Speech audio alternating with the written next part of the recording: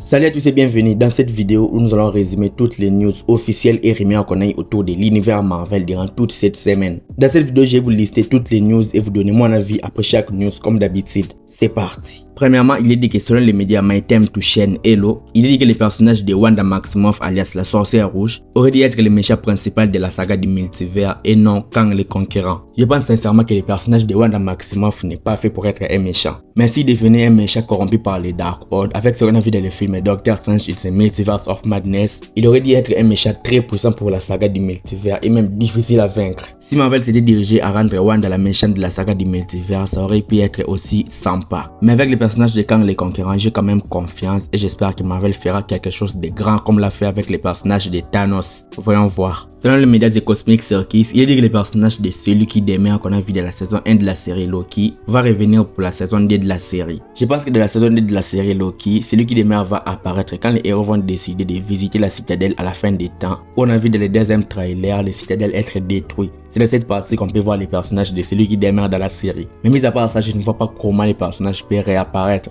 puisque c'est grâce à lui que l'univers est disloqué. Les voir encore vivants, ça serait un petit peu dommage. Si réellement celui qui demeure va apparaître dans la saison 2 de la série Loki, pour moi il va apparaître comme un genre de cadavre ou un genre de flashback, c'est tout. Pas un personnage vivant car ça va tout gâcher. Selon les médias Can We Get Some Toast, il est dit que l'acteur Tim Blake Nelson qui incarne le personnage de Samuel Stern alias le leader sera le bienfaiteur secret de la Société du Serpent dans le film Captain America Brave New World. En gros, il sera comme le boss qui se cache derrière toutes les opérations de la Société du Serpent. Il peut aussi être celui qui a boosté les membres de la Société du Serpent avec le sérum des super soldats, ou il peut être celui qui dirige leur mission. En gros, ça peut être très intéressant et avec ça, je pense que le film Captain America Brave New World sera vraiment un film très intéressant à voir. Le personnage a été peu exploité dans le film Incroyable Hulk et je pense que dans le film Captain America Brave New World, il sera exploité au maximum. Et pourquoi pas être le dernier film de l'acteur Tim Blake Nelson dans le MCU. Selon les médias Deadline, suite au report du film June Day, il est dit que le film The Marvels qui était prévu pour sortir le 10 novembre 2023 pourrait être avancé d'une semaine en allant jusqu'au 3 novembre 2023. En gros, je trouve qu'il reste que le film The Marvels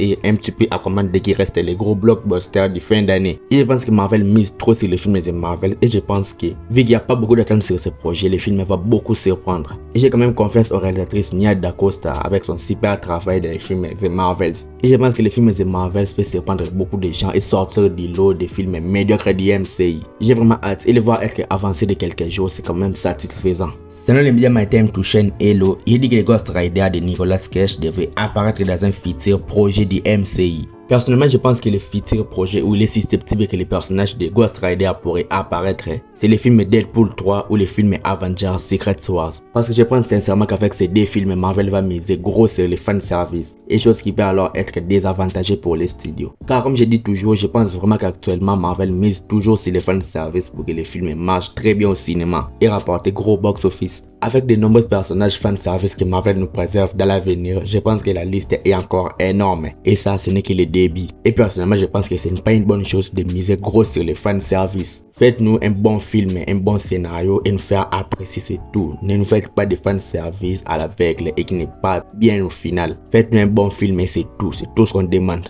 Le créateur du jeu Mortal Kombat, Ed Boon, a dit qu'il espère un jour créer un jeu Marvel contre DC. Quand on est fan des deux univers, soit fan de Marvel, soit fan de DC, on peut justement adorer ce jeu. Personnellement, j'aime tous les jeux de Mortal Kombat, je trouve que c'est excellent, que ce soit sur PS4, PS5, PS3, tout c'était bon. Et je pense qu'un jeu Marvel contre DC, vu que je suis un excellent fan, un grand fan de l'univers Marvel, je peux justement très kiffer. C'est l'un des plus gros rivalités de l'histoire des super-héros et le voir s'affronter dans un jeu vidéo sera tout simplement excellent. J'ai quand même hâte que le créateur fasse ce jeu et ça sera une très bonne chose pour nous.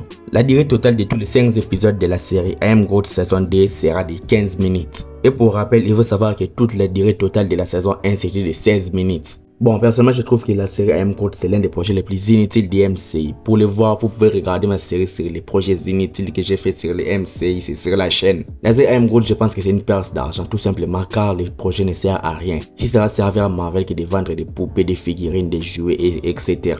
À part ça, la série I Am Groot, on va juste regarder, kiffer et c'est tout. Des nouvelles figurines Funko Pop sur les personnages de la série animée X-Men 97 ont été dévoilées. Même si on ajoute les personnages, même si on nous montre les synopsis, même si on nous montre les trailers, je ne serai pas du tout hypé par la série X-Men 97. C'est l'un des futurs projets du MCU qui ne me hype pas du tout. Je ne sais même pas pourquoi le MCU décide de nous faire des X-Men en animation. Je ne sais pas pourquoi et je ne serai pas du tout hypé par cette série. Désolé si vous êtes hypé. Moi, ce n'est pas le cas. Je vais m'arrêter là et je pense que vous avez remarqué que cette semaine, il n'y a pas du tout eu de grosses news sur le MCU. Like la vidéo si elle t'a plu et abonne-toi à la chaîne pour être au rendez-vous de mes prochaines vidéos Marvel. Suis-moi sur Instagram, le lien est dans la description. C'était Jonathan Geek et quant à moi, je vous dis qu'on se retrouve trop vite pour une prochaine vidéo. Ciao.